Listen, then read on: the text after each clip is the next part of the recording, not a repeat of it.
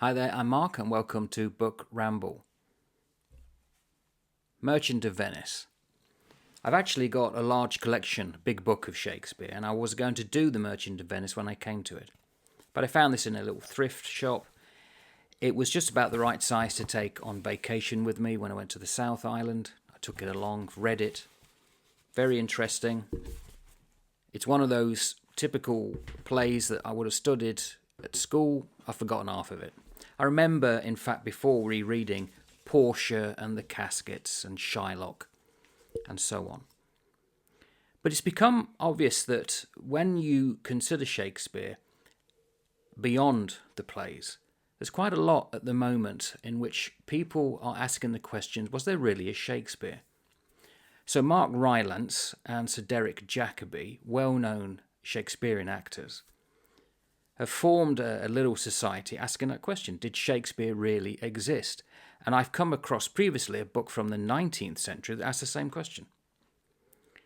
Elizabeth Winkler currently has a book out, she's doing the rounds on, about whether Shakespeare was a woman. And she said, I'm actually not the first person to wonder if the author was a woman. There were a few suggestions in 1931. The English economist Gilbert Slater suggests that maybe it was Mary Sidney, sister of the poet Philip Sidney. So I thought, actually I didn't set out to do The Merchant of Venice regarding whether it was a woman who wrote it. But as I was reading it, I couldn't stop thinking, hang on, I think this was written by a woman, personally. And it's to do with the character Porsche. But I'll get to that in a moment. So we are introduced to Venice as understood by an English person in the late 1500s, early 1600s. And Venice at that time was a republic. It was a very well-known trading entrepot. And you made your wealth as such by trading and doing deals on what was known as the Rialto. And one person who is obviously the merchant himself is Antonio, who, because a friend of his, Bassanio, wants to go off to a place called Belmont to woo Portia, who he fancies, he hasn't got the money to do so, to put up for the travel expenses and taking ship. So Antonio offers to lend him the money. But he himself, although wealthy, hasn't got ready money. He's got ships out and about, and he said they're going to come back soon and make my wealth. But until that, yeah, okay, I will stump some money for you, dear friend, and I know who to go to, and that's Shylock. Now, certainly in the era before and at this time, Christianity forbade what was known as usury. In other words, lending money to make money off it. But the Jewish faith had no problem with that, and they became well known as lending. But there was always this resentment from the people who lent the money because they always had to give extra back and so on. And it's based on this dynamic between Antonio the merchant, who really dislikes the one person he's got to get the money from, and that's Shylock. And in return, Shylock doesn't care for Antonio. And you are instantly, at the beginning, aware of what some people have come to criticize and why they won't even put the play on because of anti-Semitism. Yes, there is anti-Semitism, but it's also in reverse. For instance, in this book, page 29, Shylock has an inner conversation about why he hates Antonio. And he says the following, and it's always as an aside.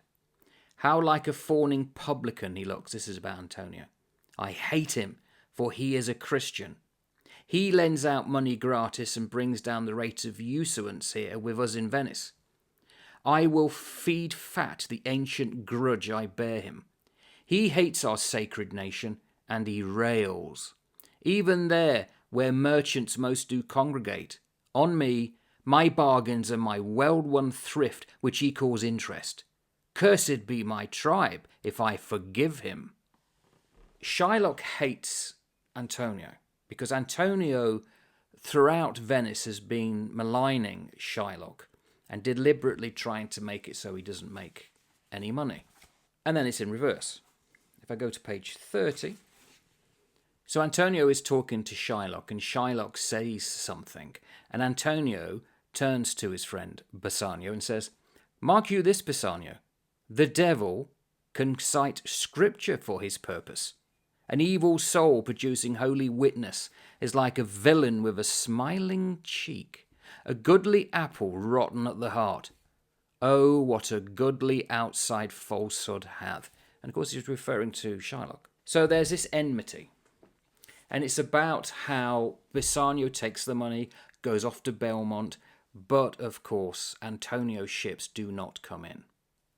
Do at the end, but he has to basically go into jail, and Shylock, because part of the deal, he wants that pound of flesh from Antonio. And then there is the scene, the famous scene, where Shylock has to go to court, and he's in front of the Duke and doctors of law, and he has to argue his case, and he wants his pound of flesh, which is part of the bond. And the court tried to get him not to do so. I'll come to that later. So a couple of things just regarding the setting up of this. At the very beginning, when we meet Antonio, we find out that he's changed. And that change is also as one of another character called Gobbo. Gobbo has changed. Gratiano, one of the characters, says to the audience, mainly talking about Antonio, says, "You look not well, Signor Antonio. You are marvellously changed." So there's this theme of change going around. And of course, Shakespeare, if it's a woman, shows change with nearly all the characters, and especially Shylock. He has to change. He is forced to change at the end, which is quite dramatic and not too pleasant. I'll come to that. But there is typical Shakespearean sarcasm, if this is a woman writing it. Bassanio is talking about Gratiano, and he said, "Gratiano speaks an infinite deal of nothing, more than any man in all Venice. His reasons are as 2 grains of wheat hid in 2 bushels of chaff. You shall seek all day ere you find them, and when you have them, they're not worth the search." Well, philosophy. So we're at Portia's house, and this is Aragon, one of the people who comes to try and woo her and choose one of the 3 caskets, and he says, "What many men desire, that many may be meant by the fool multitude, that choose by show, not learning more than the fond eye doth teach, which prides not to the interior, but like the martlet, builds in the weather on the outward wall, even in the force and road of casualty. I will not jump with common spirits and rank me with the barbarous multitudes." It's talking about how the common people only go by what's on show, not what's behind. And you get that a lot in Shakespeare. So here's the story then. Portia has to get married, and her father left instruction in his will that if she is to inherit everything, the husband must be chosen by lot. And the lot is 3 caskets. There's gold, silver, and lead.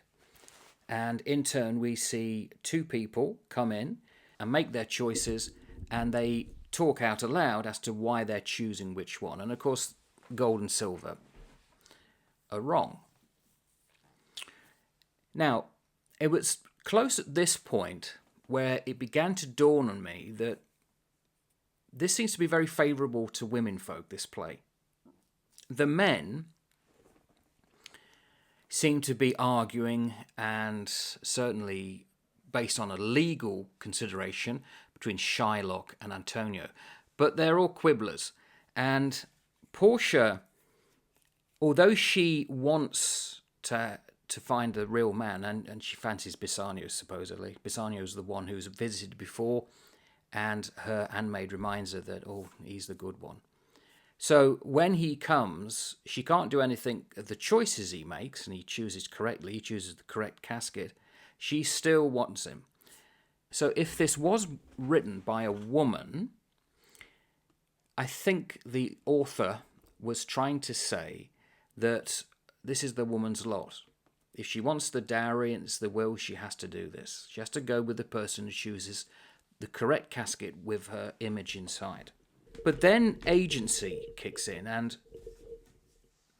what happens is Bassanio wins her. He gets the right casket, and they're happy. But then he wants to go back and help Antonio, who they hear the news that the ships have not come in, and it looks like he's lost the bond and he's going to die at the hands of Shylock. Portia then surreptitiously, she sneakily shuts up shop, hands it over to a man, her house, and then with her handmaid, they go off towards Venice.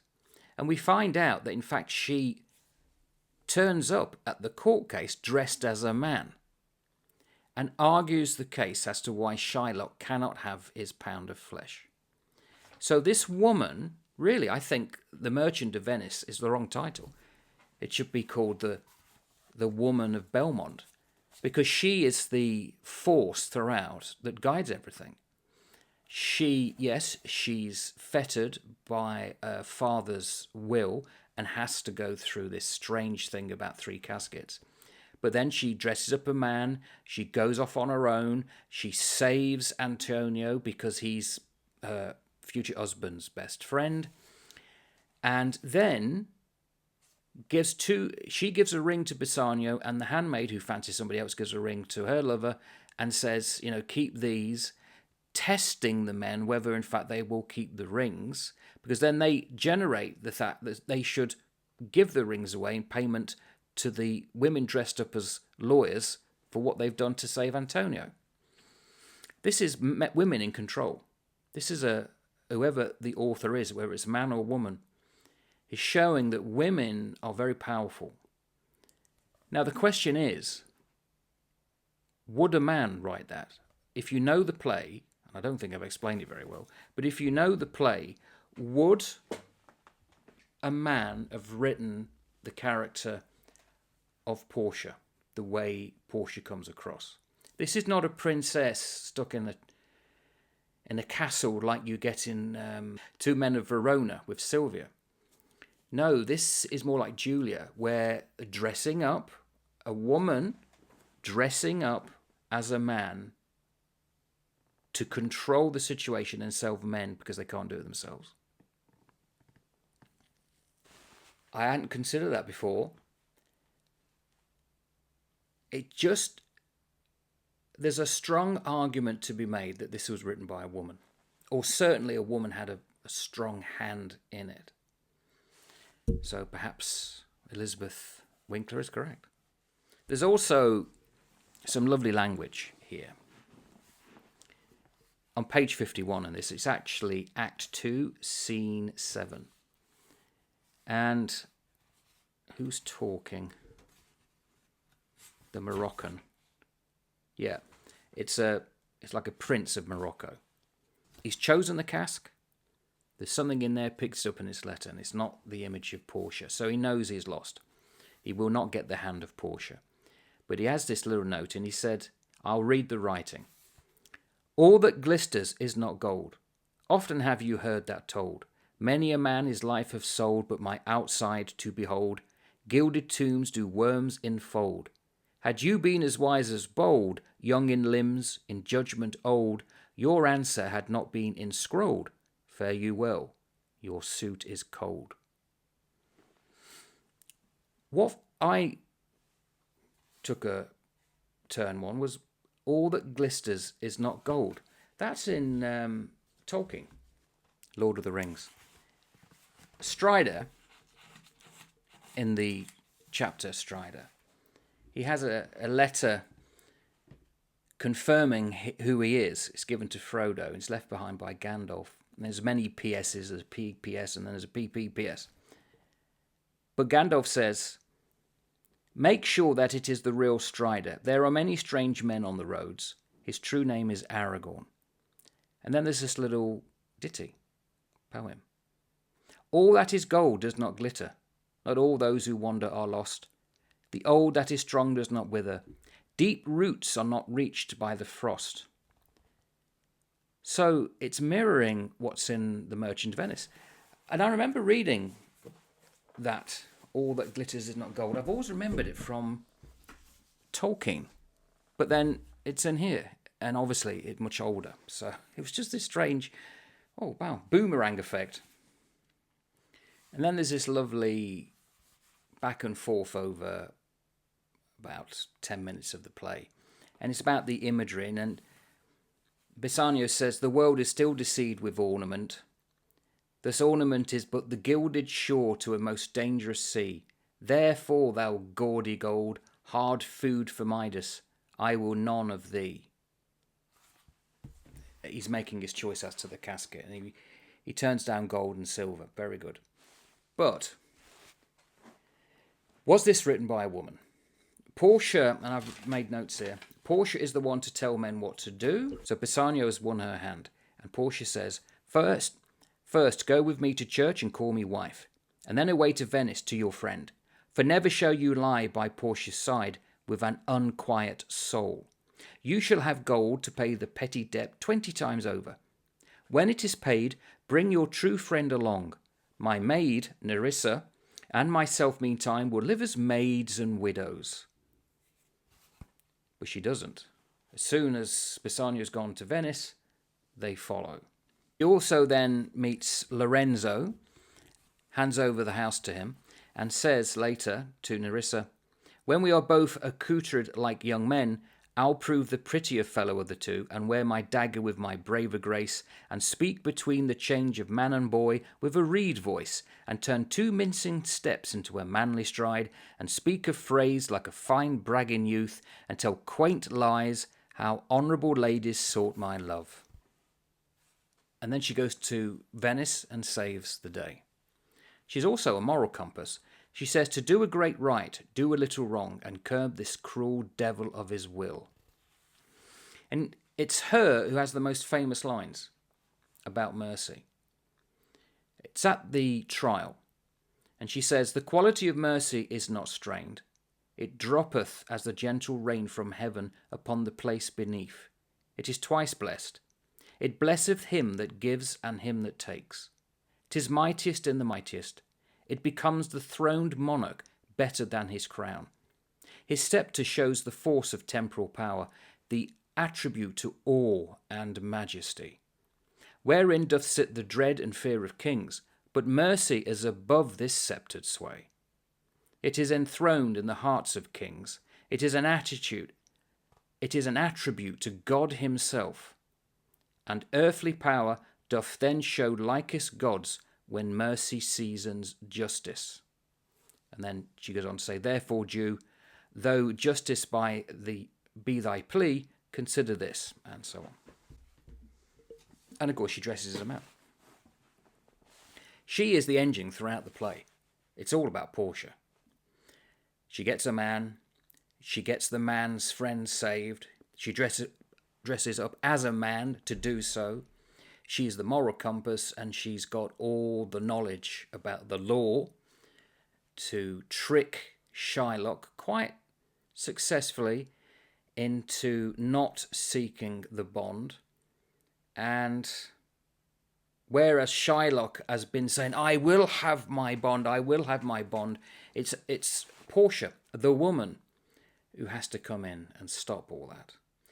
Just before I finish on this, there is a bit about the play that I can see why it causes a few gnashing of teeth. First of all, does Shylock have a right to his bond? And according to him and the law, yes, he does. That's what the agreement was. But is he treated unjustly? They trick him into giving up his wealth and his faith, which, typical of the time, I think, but, yeah, I can understand now it would be seen as potentially going a bit too far. But that in itself is the thing here. We cannot judge the past by our modern sensibilities or our modern eyes. We can't say that this is wrong. It may be wrong today, but we're not talking about today. We're talking about the distant past. So I'll leave that to one side. But did a woman write The Merchant of Venice? There's a lot of plays by Shakespeare. When you read or study The Tempest, the last so-called play, with the first one, and again, no one's really sure as to whether Two Gentlemen of Verona really is the first, or it could be Henry, said about Henry V. There is different styles.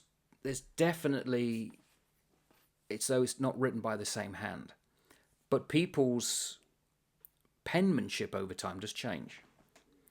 And he would have been writing for quite a while. But I wonder, either Shakespeare really was in touch with his feminine side, or he had influence from outside of himself, or it was a woman. Because I'm amazed with the power and the sway of Porsche in this play.